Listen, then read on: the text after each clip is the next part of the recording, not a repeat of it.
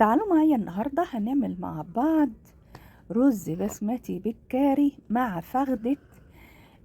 زي ما انتوا شايفين كده مع فخدة جميلة جدا. دي فخدة ماعز، بس معزة كده ذكر معيز كده ما شاء الله عليه. كان طوله وما شاء الله الفخدة بتاعته يعني فخدة حلوة. هنعمل معاكم وجبة هتكفي 10 تنفار. أنا عندي كده الفخدة، ويلا بينا أقول لكم هنعمل بيها ايه. دي الفخدة، وهنا عندي معلقتين جبس الرمان، معلقتين خل التفاح، معلقتين صويا صوص، عندي معلقتين زيتون،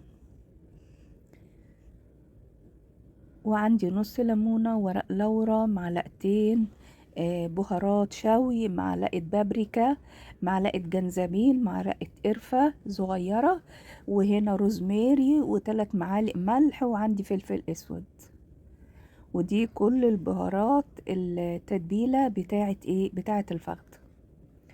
ودي الفرشة بقى اللي تحت الفخدة. عندي هنا جزر، عندي فلفل، وعندي بصل، وعندي طماطم. يلا بينا اقول لكم بقى واحدة واحدة هنعمل الفخدة بتاعتنا دي ازاي. وهنعملها في الفرن، مش هتاخد معاكم الا ساعتين وتطلع معاكم رهيبة.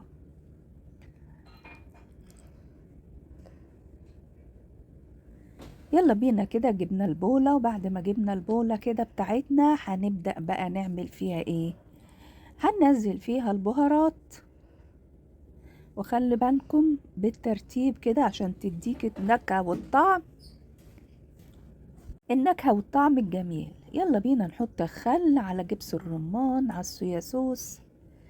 جبس الرمان بتاعنا تقوله كده، تقوله ما شاء الله كأنه عسل. شكل اللي عامله كده عنده ضمير شوية، عقده كويس. خلاص كده حطينا كله على بعضه. ماشي. لسه بقى معلقتين زيت الزيتون من كل حاجة، معلقتين ما عدا البهارات زي ما انا قلت لكم.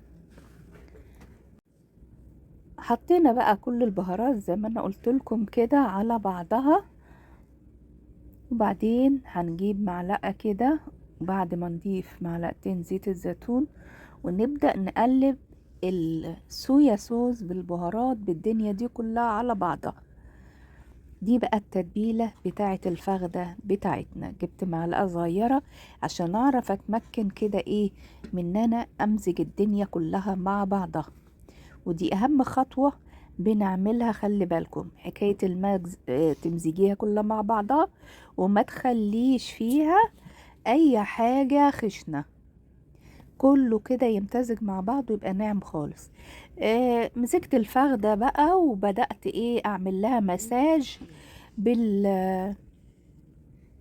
بالتتبيلة اللي احنا عملناها. وخليت شوية، عملت لها كلها مساج، وخليت شوية بقى اللي حطهم على على القاعدة بتاعة الورك. ماشي، احنا كده ماشيين اهو. حطيتها فوقيهم، وهتمسكيهم هتدعكيهم كلهم في بعض ببقية التتبيلة دي عشان خاطر النكهة والطعم يخشوا فيهم.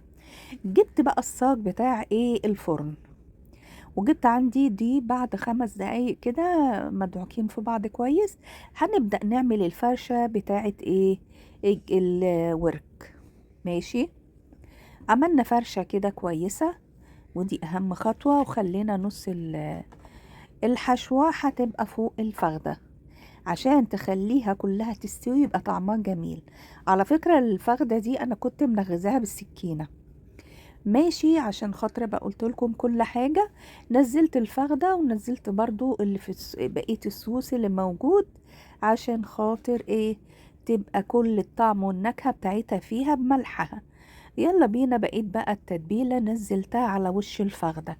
نزلتها على وش الفخدة، والتتبيلة دي هتخلي معاكي الفخدة بتاعتك كأنها متحمرة، بس هي طرية زي ما هي.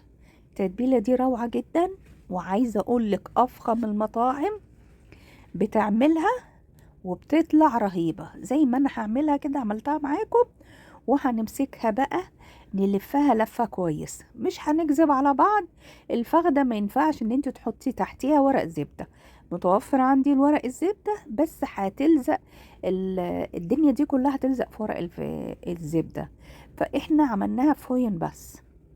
ماشي، حاطة تحتيها فرشتين، وبعدين على الساق حاطة فرشتين.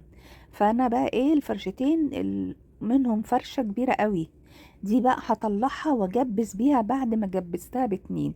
ليه؟ انا عايزة امسكها اكمتها كويس. تضغطيها كده مع بعض كويس وتحطيها فين؟ مكتومة كده، وتبقى كلها الصهد بقى مع البهارات اللي فيها مع البصل والطماطم دي، كل ده يخر ايه الصوص بتاعه ويسوي اللحم. حطها في قلب الفرن ساعتين. تعالوا بقى هنا معايا هنعمل بيها ايه؟ الرز الكاري. عندي ست ماجي، وانا اول مرة استعمل الماجي عشان خاطر ما عنديش شوربة.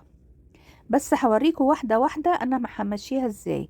عندي ليمون وقرفة وروزميري وحبهان ومستكة وورق لورا، دي كده وقرنفل كده انا قلت لكم، والليمونه طبعا. هنا البهارات عندي معلقتين بهارات شوي، وعندي كاري، وعندي فلفل اسود معلقه صغيره، وعندي بابريكا، وعندي كمان قرفه وجنزبيل. ماشي، هي دي كده البهارات. وعندي البصل، وعندي هنا المكسرات المتوفره عندك اعملي بيها. انا بحب احط مكسرات بصراحة، بتديها طعم ونكهة جميلة. اول حاجة كده جبت القدر السلستين بتاعي وحطيته على النار. دي حلة الضغط، وحطيت فيها معلقتين سمنة فلاحي، وهنزل عليهم بحوالي 5 معالق زيت زيتون. ماشي، وهحط البصل وهمسك البصل احمره. واحنا بنحمر البصل كده مع بعض لغاية ما نوصل ل ان البصل يتكرمل وتبدأ الإدام يبان فيه، وهو ده كده اللي احنا عايزينه. في الوقت ده هننزل بإيه؟ بالبهارات، ونحمر البهارات، وبعدين هننزل بالمكسرات، وهنشيل جزء كبير من مكسرات 3/4. الرز لازم تكوني بلاه بمية سخنة. همرق بقى ده كله بعد ما طلع تلتين المكسرات، واخلي التلت واحط فيه البهارات الخشنة. ماشي، واحط عليه رتلين مية واغطيه ياخد ويدي مع بعض. وتعالوا هنا بقى المكسرات اللي احنا طلعناها هنحط عليها معلقة بهارات، وهنحط عليها معلقتين ملح. يلا بينا. بعد ساعة ونص طلعنا كده الفخدة، طلعنا عشان نطمن اللي هي لسه ما استوتش، وفي نفس الوقت ناخد من الصوص اللي تحتيها.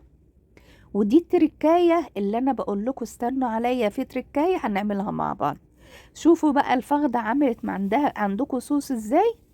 برضو بقى احنا خدنا شوية من الصوص، هحط بقى بدلهم ربع كوباية مية عشان خاطر حبة الصوص اللي احنا خدناه. حبة بقى الصوص دول بالفايدة بتاعتهم هنزلهم في قلب الشوربة اللي انا عملتها.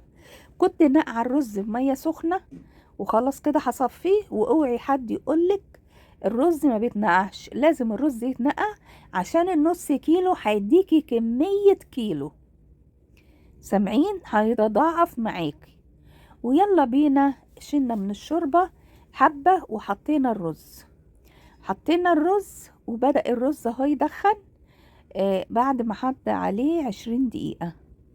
طبعا دي حلة ضغط، رحت معرياه وحاطه بقى المكسرات بالبصل اللي انا كنت مطلعاه من الحله بالزبيب والدنيا، حطيت عليهم بهارات وكده. سبتهم كمان 10 دقايق. كانت اللحمه عندي الوركه عندي استوى. طلعت بقى ايه، حطيت الرز كله في قلب السرفيس بتاعي، وحطيت بقى طلعت الورك ساعتين بالظبط، كان ما شاء الله عليه مستوي. بس كده كنت لميت المكسرات تاني بحبة رز، بدأت كده وزعتهم. بعد ما وزعت المكسرات، هي دي وجبتي. قوليلي ايه رأيكم؟ تكفي 10 تنفار.